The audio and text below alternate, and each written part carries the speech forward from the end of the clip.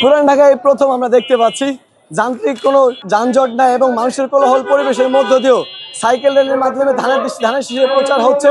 এটাই প্রথম আমরা দেখতে পাচ্ছি।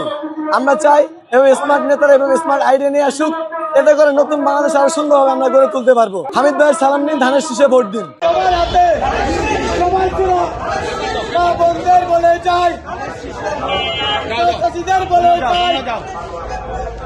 তরুণদের উজ্জীবিত করার জন্য এই সাইকেল র্যালিটা আমি বের করেছি। এটার পাশাপাশি ক্যারাভ্যানও আছে। আপনারা হয়তো দেখবেন কিছুক্ষণের মধ্যে ঢাকা 7 আসনে তারা ঘুরে বেড়াচ্ছে এবং কফি এবং কমপ্লেন বক্স এগুলোও করা হয়েছে। লালবাগ কেল্লা, আহসান মঞ্জিলের সামনে আপনি দেখতে পারবেন, ঘুরলেই পাবেন। বিভিন্ন জায়গায় বিভিন্ন স্টল করা হয়েছে, কমপ্লেন বক্স করা হয়েছে, জনগণের কি কমপ্লেন আছে সেখানে দেওয়ার জন্য।